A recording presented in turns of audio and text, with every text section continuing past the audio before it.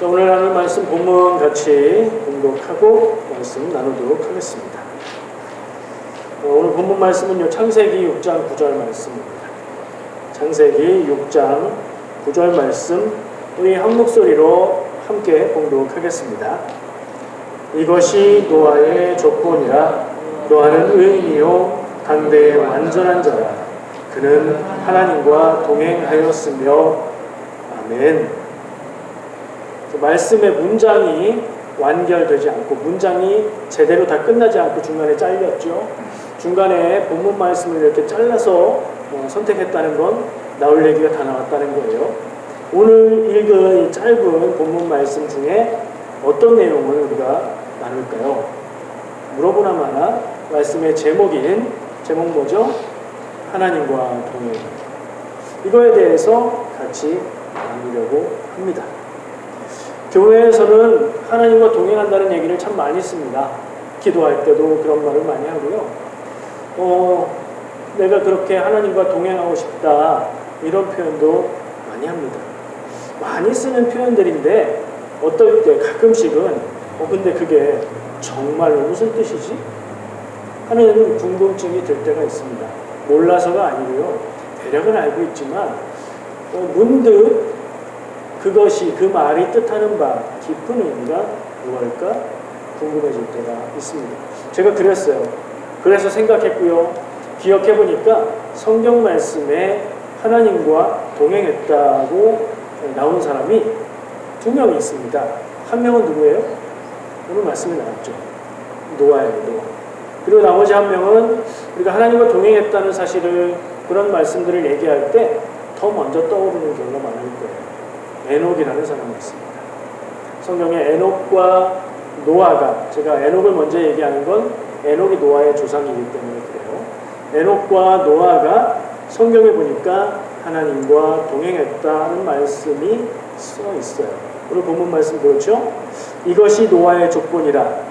성경에 가끔 보면, 이건 참고인데, 성경에 가끔 보면 족보라고 말해놓고 족보 얘기 안 하고 딴 얘기 할 때가 있거든요. 원래 히브리어에서 족보라고 번역하는 단어가, 족보라는 말이 없어요, 히브리어에는. 톨레도 혹은 톨도 이렇게 발음하는 말인데, 역사라고도 번역되고요, 족보라고도 번역되고요, 또 대략적인 일들 이렇게도 번역이 돼요. 그래서 족보라고 했는데 다른 의미로 사용될 때도 있어요. 어쨌든 넘어가서 좀 노아 얘기를 하는데, 노아에 대해서 소개하죠. 노아는 뭐라고요? 의인이고요, 당대의 완전한 자예요. 그리고 그는 하나님과 동행했대요. 노아는 하나님과 동행한 것이 중요한 것 같은데, 오늘 그거 말고 뭐로 유명하죠? 노아는? 그쵸? 대홍수가, 온 세상을 다 덮는 대홍수가 일어나서 하나님께서 노아에게만 방주를 만들어라.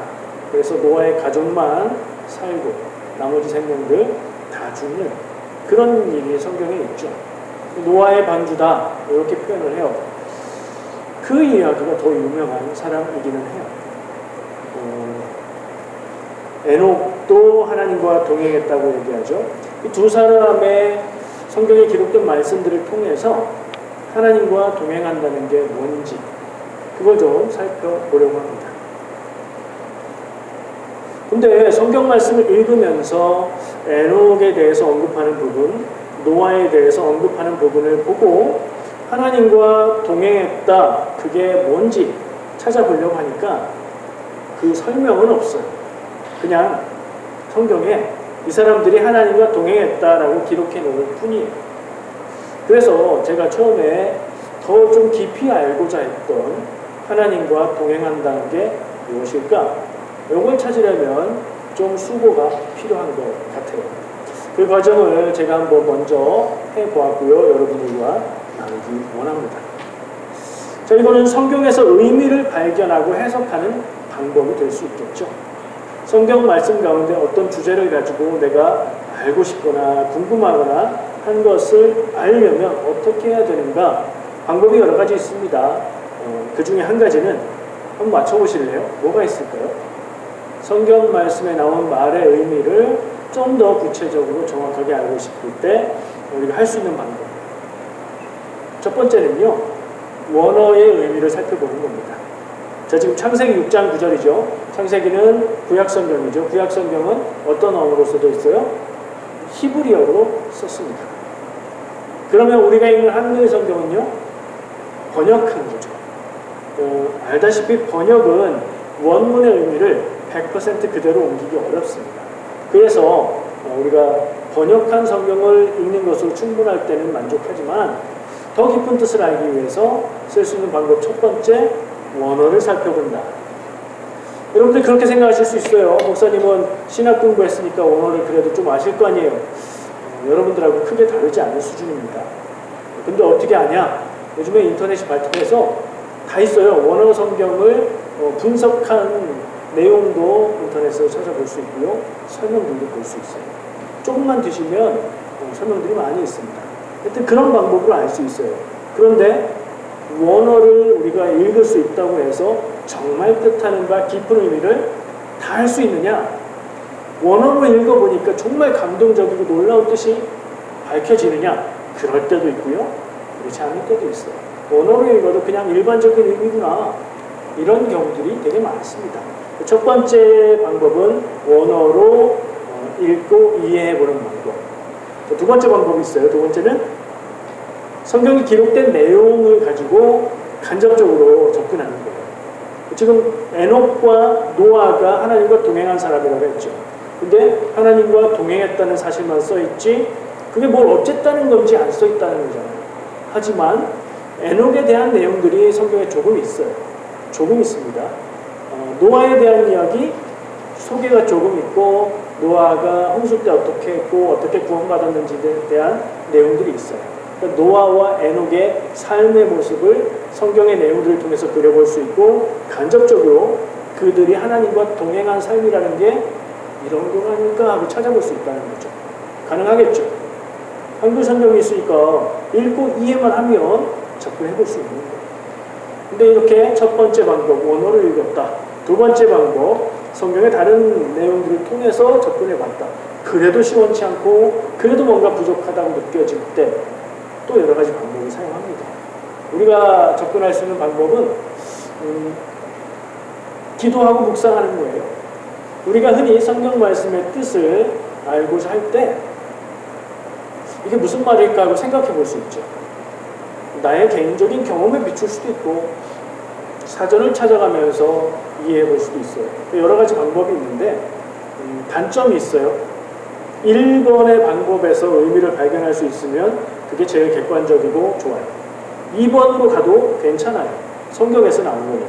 3번부터는 3번 내 기도와 묵상을 통해서 그 말씀의 의미가 나한테 강하게 다가왔다 할지라도 그걸 남들하고 공유하기는 쉽지 않아요. 왜냐하면 그건 내 경험에서 나온 거기 때문이죠. 그래서 갈수록 객관성은 좀 약해지고 주관성이 커진다고 생각할 수 있어요. 그 방법을 가지고 말씀을 한번 보겠습니다. 보기 전에 질문 하나 해볼게요. 여러분들 스스로 나는 하나님과 동행하고 있다 라고 답할 수 있는 분 한번 손 들어보세요. 솔직하게 남들 신경 쓰지 마시고 옆에 보지 마시고 그냥 딱 손 들 수 있잖아요. 나는 하나님과 동행하고 있다. 근데 손 내리시고 그분에게 그럼 하나님과 동행하고 있는 게 뭐예요? 물으면 뭐 말로 설명하기도 쉽지 않을 거예요. 그렇죠? 자, 그러면 손들지 않으신 분들 중에서 이 질문에 한번 대답해 보세요. 하나님과 동행하는 인생을 살고 싶다. 손 들어볼까요? 네. 하나님과 동행하는 인생을 살고 싶다. 많은 분들이 손을 드셨어요. 손 내리시고요. 우리는 대부분 하나님과 동행하고 있다고 생각하고 어쩌면 하나님과 동행할 때도 있고 그렇지 못할 때도 있다고 느끼기도 하고 그렇지 못하다고 할지라도 하나님과 동행하기를 원합니다. 자, 그렇다면 제가 좀 전에 소개했던 방법들 혹은 또 다른 방법들을 통해서 이 말씀에 담겨져 있는 하나님과 동행한다는 것이 무엇이고 하나님과 동행했을 때에 어떠한 일이 있는가 이거 아는 거 되게 중요합니다. 같이 한번 찾아가 보겠습니다. 이거 한번 따라해 볼까요? 제가 원어로 히브리어로 읽어봤는데 중요한 단어가 3개가 있습니다. 이거 3개만 알면 요 동행한다는 뜻을 그냥 알 수 있어요. 따라해 보세요. 할라크, 에스, 엘로힘. 이 발음이 히브리어 원어의 액센트하고 전혀 관계없습니다. 한글로 표기하는 걸 그냥 따라 한 거예요. 그러니까 본으로 들으실 필요 없어요. 할라크, 에스, 엘로힘. 이게 원래 문장의 순서도 아닙니다. 자, 이게 왜 중요하냐? 이 부분의 말씀에 하나님과 동행한다는 말을 이루고 있는 단어예요. 할라크는 걷다입니다. 걷다. 걸어간다. 간다는 얘기예요. 걷는다. 할라크 걷다. 에스는 누구누구와 함께. 엘로힘은 여러분 아실 건데요. 엘로힘. 하나님입니다. 하나님을 가리키는 여러 가지 단어 중에 하나인데요. 그러면 할라크 엘로힘 우리가 붙여서 이해하면 하나님과 함께 걷다가 됩니다. 똑같아요. 지금 우리가 읽은 본문 말씀 창세기 6장 9절 말씀에도 하나님과 동행했다가 이 단어들로 표현이 되어 있고요. 하나님과 함께 걷다. 그리고 에녹에 대해서 적고 있는 창세기 5장 말씀, 그 말씀은 여러분들 주보에 본문 말씀 밑에 제가 적어놨어요. 그 말씀에도 역시 하나님과 동행했다는 말씀을 똑같은 얘기, 하나님과 함께 걷는다 라는 단어로 쓰고 있어요. 하나님과 함께 걷는다, 무슨 얘기일까 고민할 것도 없죠. 하나님과 함께 걷는 게 우리말로 하나님과 동행한다는 얘기의 뜻이잖아요. 이 말은 정확하게 우리말의 의미하는 바와 똑같다 이렇게 생각해도 맞는 거예요. 하나님과 동행하는 게 뭐냐? 하나님과 함께 걷는다. 근데 좀 구체적이죠. 하나님과 동행하기를 원합니다. 하나님과 동행하는 삶이 어쩌고 저쩌고 얘기할 때는 좀 그냥 좋은 것 같고 그렇긴 한데 그럼 뭐 어떻게 하는 거지? 잘 모르겠는데 하나님과 함께 걷는다 라고 표현하니까 여러 가지 생각들이 떠오릅니다. 그래서 하나님과 함께 걷는다라고 이해할 수 있는 원어의 의미에서 생각해 본 의미들이 있습니다. 한 가지 말이 딱 하나의 뜻만 가지는 경우는 별로 없잖아요. 상징적으로나 비유적으로나 여러 가지 의미가 있을 수 있어요. 세 가지 의미를 생각했습니다. 요거 기억하자는 의미에서 한번 따라해 볼게요. 코람데오 따라해 보세요. 코람데오 많이 들어본 말인 것 같죠? 코람은 잘 모르겠지만 데오 그러면 이거 뭐 신이라는 뜻 아닌가 하는. 근데 우리가 아는 말은 좀 다르기도 하고 라틴어입니다. 라틴어는 로마 시대에 썼던 말이에요. 코람데오는 앞에서, 코람은 앞에서, 데오는 하나님 앞에서 라는 말이에요. 이걸 생각할 수 있다는 거죠. 하나님과 함께 걷는다는 말을 생각해 볼 때 하나님과 함께 걸으면 하나님이 나와 함께 있는 거잖아요. 그런 의미를 기억해 볼 때 하나님과 함께하는, 하나님과 동행하는 인생은 하나님이 내 곁에 계심을, 하나님이 나를 바라보고 계심을, 하나님이 나를 주목하고 계신다는 사실을 잊지 않는 것 라는 의미를 생각해 볼 수 있습니다.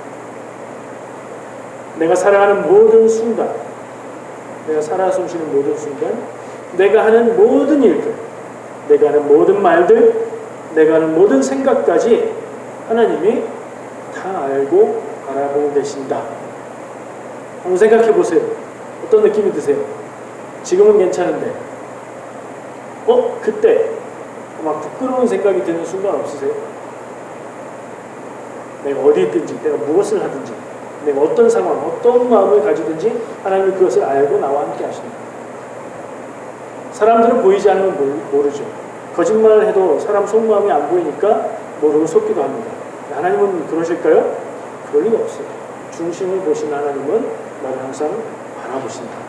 그런 생각을 해보면 여러분 운전하시다가 앞에 차가 확 들어가서 깜짝 놀라가지고 자기도 모르게 평소에는 절대 안 쓰는 그런 말들이 입에서 나오는, 무슨 말인지 못 알아들으세요? 운전하다 욕하고 남을 미워하는 마음을 갖고 미워하는 마음을 가진 적 없으세요? 하나님이 그때 곁에서 나를 보고 안타까워하시고 슬퍼하신다. 또 상상해 보시고 어떠세요? 그런 생각을 잊지 않고 기억하고 사는 게 코람데오의 삶이에요. 그리고 이 코람데오의 삶은 곧 하나님과 동행하는 삶의 한 가지 모습일 것 같아요. 두 번째, 이런 상상을 해보죠. 어디 목적지가 있어요. 가까운 곳이에요. 나랑 목적지가 같으니까 같이 갈까 하고 친구와 함께 걸어갑니다. 친구와 같이 목적지를 향해 가면서 아무 말 없이 앞만 바라보고 가는 사람이 있겠어요? 서로 싸웠으면 그럴 수 있죠. 자, 하나님이 나와 함께 어딘가를 향해 걸어가려합니다. 하나님과 대화하지 않을까요? 내가 가만히 있으면 하나님이 야, 너 요즘에 힘든 거 없어? 어려운 거 없어? 배고프지 않니? 말씀하시지 않을까요? 여행 가면서 밴쿠버까지 12시간 운전해서 한 방에 가고 있다고 해봐요. 2명이 타고 간다. 조수석에 앉은 사람이 난 좀 잘게, 운전 잘해. 그리고 장면 돼야 안 돼요. 너무한 거잖아요. 동행할 때는 대화하면서 갑니다. 그런 의미를 또 생각해 봤어요. 하나님이 내게 관심 있게 내 형편을 물으시고 내 사정을 들으시고 나의 마음에 귀를 기울이시고 나도 하나님께 궁금한 것들 묻고 하나님의 뜻을 알고 싶어서 여쭤보고 그러면 그거 하나님과 동행하는 것일 수 있겠다 라는 생각이 들었습니다. 그렇게 하는 거, 하나님께 묻고 하나님께 질문하고 원하는 거 있으면 이것도 주세요 하는 거, 그거 뭐라고 해요? 다른 말로 기도하는 거잖아요. 제가 생각한 하나님과 동행하는, 하나님과 함께 걷는 것의 의미 두 번째는 기도하는 삶입니다. 힘들고 어려운 일이 있을 때 기도합니다. 모든 것이 좋고 감사할 때 감사하는 기도합니다.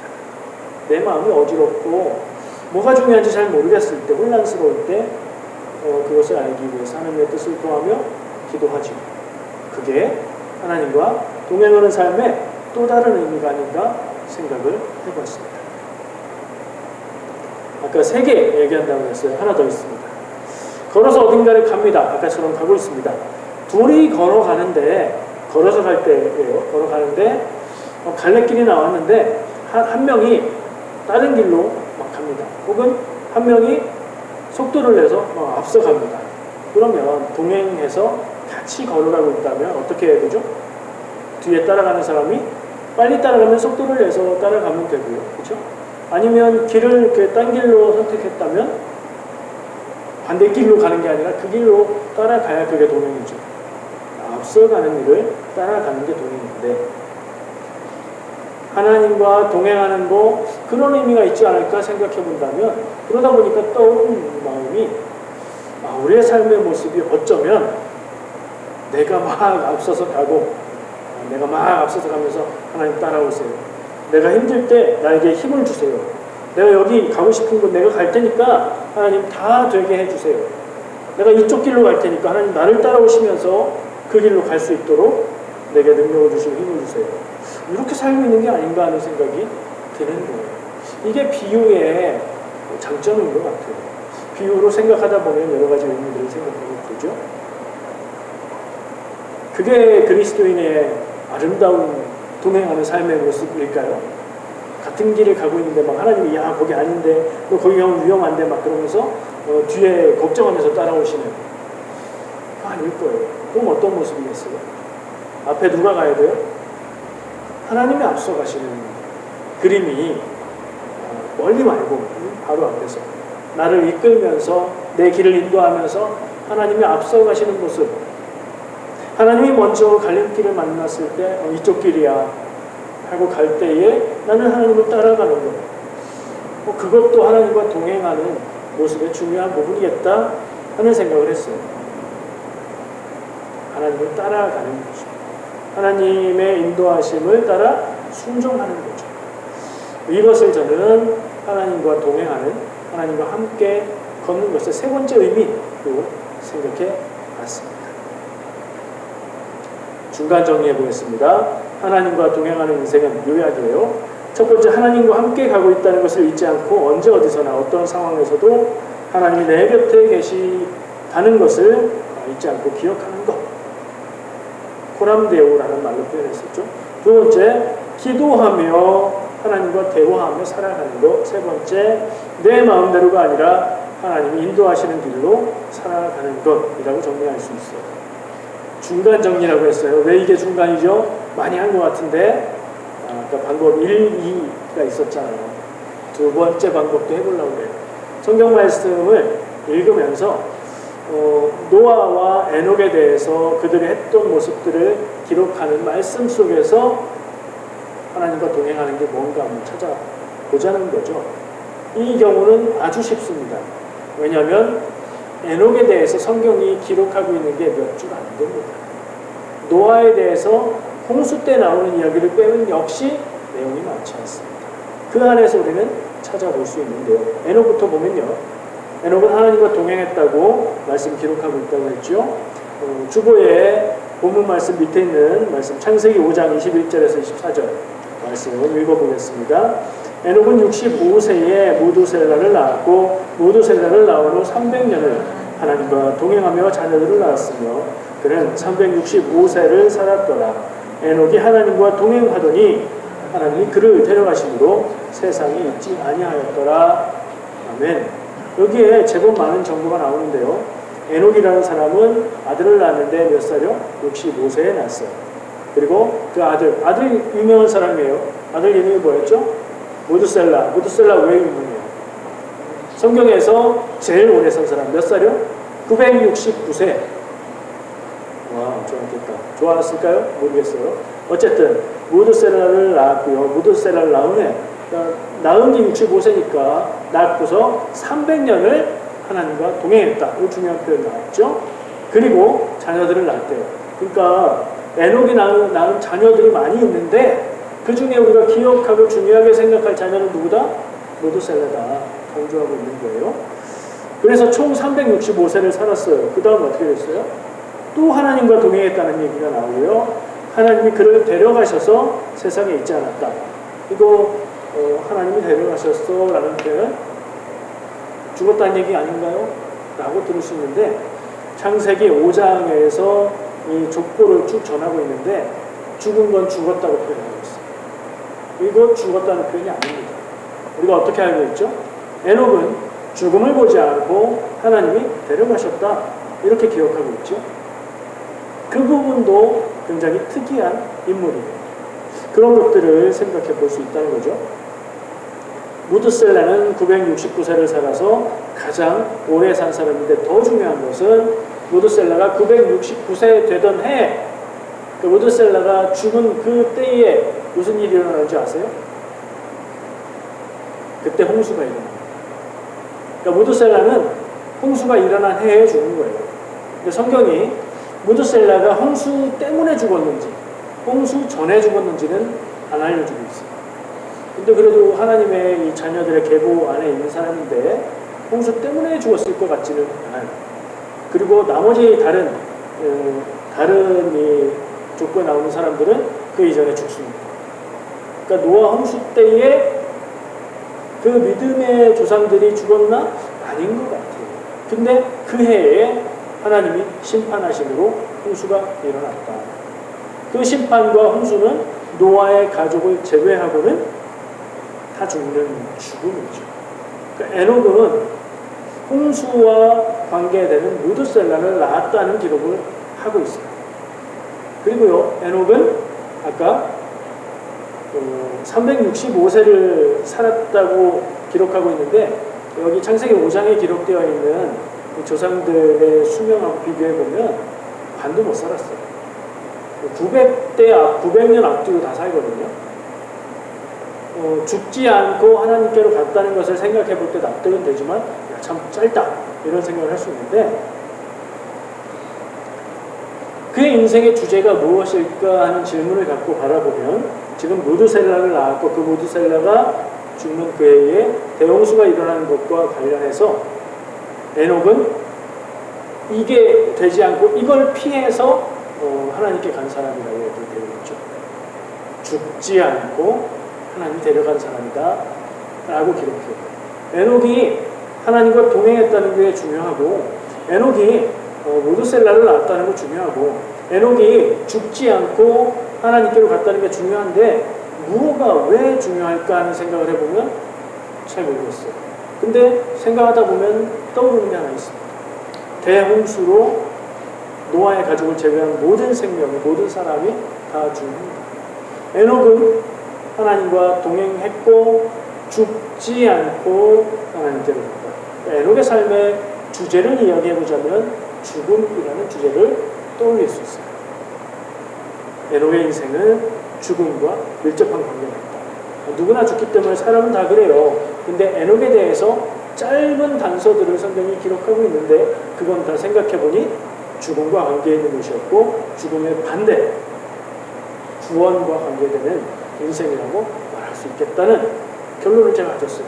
에녹은 죽음이라는 주제를 통해서 죽지 않고 하나님께로 가는 구원에 대해서 생각하게 하는 인물이구나 하는 것을 생각해 볼 때에 자, 지금 뭐 생각하고 있죠? 하나님과 동행한다는 게 무엇인가? 하나님과 동행하는 삶을 통해서 우리는 육체의 죽음을 넘어서 하나님과 함께 영생하는 구원으로 나갈 수 있는 것을 말하고 있는 것이 아닙니다. 하나님과 동행하는 것은 구원으로 가는 길을 알려주는 것을 상징하는구나 하는 생각을 간접적으로 그 의미를 생각해 볼 수 있었어요. 그러면 노아는요, 노아. 지금 에녹과 노아가 연결됐죠. 무드셀라를 통해서 자손이기도 하고요. 노아를 소개한 본문 말씀을 우리가 기억해 보면요. 노아는 뭐라고 했죠? 노아는 뭐인이라고 했어요? 노아는 죄인이고 이랬어요? 의인이라고 했어요. 노아는 의인이래요. 그리고 또 설명하기를 노아는 당대의 완전한 자다. 성경에 사람한테 완전하다고 표현하는 경우가 극히 드물거든요. 거의 없어요. 근데 이 노아는 완전한 사람이라는 설명을 듣고 있습니다. 그게 뭐 결국엔 의인이라는 얘기도 되겠죠. 노아의 가장 중요한 것은 이 소개하는 말에서 표현한 대로 의인이고 당대의 완전한 사람이라는 거죠. 이건 당대의 완전한 사람이라는 것이 사실은 더 큰 개념이긴 한 것 같지만 의인이라는 주제로 합할 수 있을 것 같아요. 노아는 의인이었다. 여러분 의인이라는 말을 들으면 머릿속에 떠오르는 신약의 말씀이 있지 않아요? 여기 말씀해 보세요. 밑에 제가 써놨어요. 본문 말씀 밑에 로마서 3장 20절 말씀에 같이 읽어볼까요? 기록된 바 의인은 없나니 하나도 없으며 라고 말하고 있죠. 기록된 바는 신약 성경에서 기록된 바 이렇게 말하면 구약 성경에 이런 말씀이 있지 하면서 얘기하는 인용. 의인은 없나니 하나도 없다. 근데 사실 이런 말씀이 딱 이런 구절이 구약 성경에 있지는 않아요. 구약 성경에 나오는 여러 군데의 말씀을 종합해서 결론적으로 보면 의인은 하나도 없다는 결론을 내릴 수 있어요. 그리고 20절에서 이렇게 말했고 뒤로 가면서 몇 마디를 더 하는데 그 말씀들은 또 구약 성경에서 인용한 내용들이 있어요. 어쨌든 우리는 알고 있죠. 의인은 없는데 완전한 사람은 없는데 근데 노아가 의인이고 완전한 사람이라고 지금 성경이 말하고 있잖아요. 이 노아는 유일하게 의인이고 완전한 사람인가 보다. 아니요, 그 말이 아니에요. 이런 경우 우리는 어떻게 이해해야 될까요? 제가 전에 한 2번 얘기했던 것 같아요. 성경에서 단어가 말에 대한 이해가 충돌할 때 말만 같이 그게 다른 거라는 걸 알면 전혀 문제가 안 돼요. 자, 로마서에서 말하고 있는 한 명도 없다는 의인은 어떤 의인이에요? 진짜로 완전한 사람. 하나님 앞에서 하나님의 은혜가 없어도 하나님 앞에서 완전한 사람. 그런 사람이 있어요, 없어요?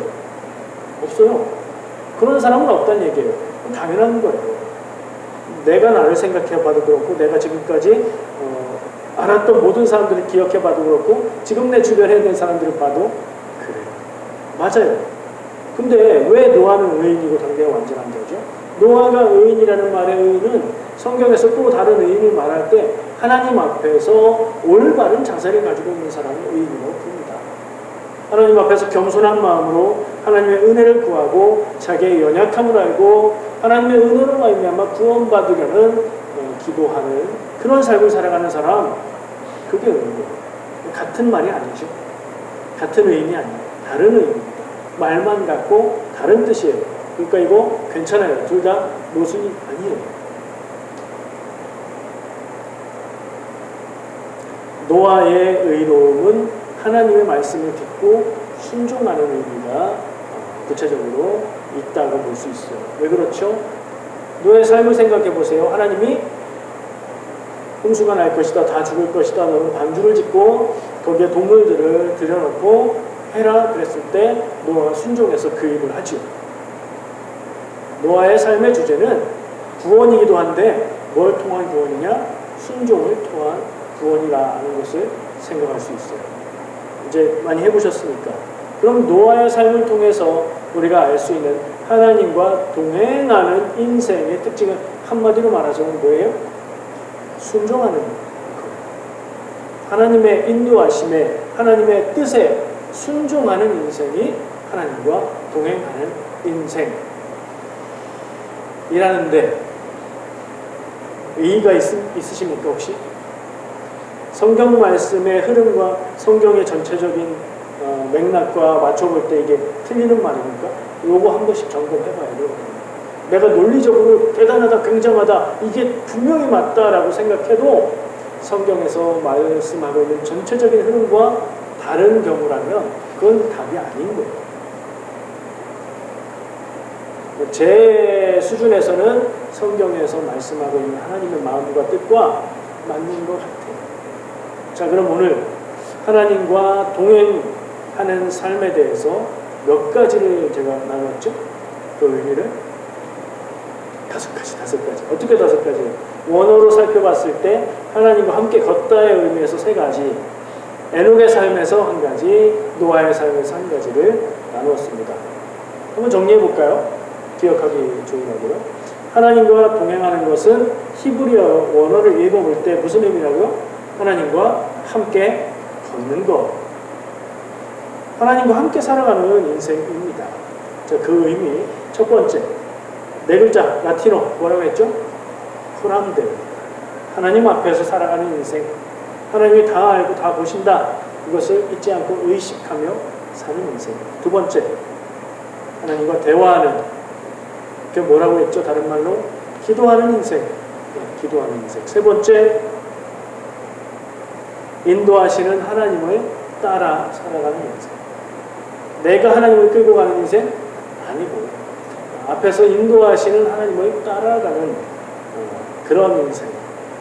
하나님과 동행하는 삶이라고 저는 3가지 정도의 교훈을 하나님과 함께 걷다라는 의미에서 생각해 봤고요. 에녹의 인생에서 볼 수 있었던 것, 에녹의 인생을 생각해 볼 때 그의 삶을 보여주고 있는 주제는 죽음. 뒤집어서 생각해 보면 죽음을 넘어서서 구원받는 인생을 말씀하고 있다. 자, 구원의 길이라는 거죠. 하나님과 동행하는 인생은 어디로 가느냐? 구원으로 갑니다. 하나님과 동행해서 하나님을 따라갔는데 죽음으로 가면 되겠어요? 당연한 거예요. 당연한 거지만 의미를 새겨볼 수 있죠. 5번째 마지막으로 노아의 삶의 모습에서 성경에 노아가 의인이라고 소개했는데 그 삶에서 우리가 찾아볼 수 있는 의미는 하나님의 말씀을 듣고, 이렇게 얘기할 때 이걸 흘리기 쉬워요. 하나님의 말씀을 듣고 순종하는 인생. 순종의 강조를 찍으면 하나님의 말씀을 듣고를 흘려넘기기 쉬운데 하나님의 말씀을 듣는 게 되게 중요합니다. 왜냐하면 제대로 들어야 되기 때문이죠. 내가 하나님의 말씀, 하나님의 음성을 들었고 하나님의 계시를 받았어. 성경 말씀에 내가 이걸 읽을 때 이거 분명한 하나님의 말씀의 뜻이야 라고 얘기하지만 전혀 그렇지 않을 때가 있단 말이에요. 오해고 착각이고 자기 주장일 때가 있어요. 그래서 하나님의 말씀을 잘 들어야 됩니다. 잘 들으시기 바랍니다. 하나님의 말씀을 잘 듣는 방법은 성경 말씀을 읽고 묵상하고 하나님 앞에 겸손한 마음으로 기도하며 깨닫는 거예요. 그거 빼놓으면 내 마음대로 읽게 됩니다. 자, 어쨌든 그래서 하나님의 말씀을 듣고, 더 중요한 것은 뭐 하는 것? 순종하는 것. 방주를 지어라 그러면 짓고, 인생을 이렇게 살아라 그러면 그렇게 살고, 이런 때 이렇게 선택하라는 마음을 나에게 주신다, 그렇게 선택하고, 순종하는 인생. 5가지가 얘기했습니다. 어려운가요? 이해하기가 어려우십니까? 아니죠. 이걸 행하기가 어려우십니까? 아닙니다. 이거 다 우리가 알고 있는 이야기들이잖아요. 교회에서 흔히 하는 이야기들. 하나님과 동행하는 삶은 그렇게 5가지 그렇게 사랑하는 거다라고 한번 새기시길 바라고, 그리고 그런 내용들이 떠오르고 생각나야 할 필요가 있는 순간 내 마음속에 떠오르시고 하나님과 동행하는 삶을 사시길 축복합니다. 이 원리를 제가 뭐 원리라고 표현할게요. 적용할 수 있는 근원적인 거니까 이것을 여러분들의 삶에 직접 적용하시고, 그리고 하나님과 동행하는 삶이 하나님 동행하게 해주세요라고 기도하는 게 아니고, 이런 내용들을 생각해 볼 때 내가 선택하고 내가 발을 내딛는 거다라는 사실을 깨달아 하시기 바랍니다. 하나님과 동행이 우리를 구원으로 인도할 것인데 동행하느냐 않느냐는 내 발걸음이 가는, 그것에 달려있는 거고 내가 하기 나름이라는 것을 기억하시길 바랍니다. 기도하겠습니다.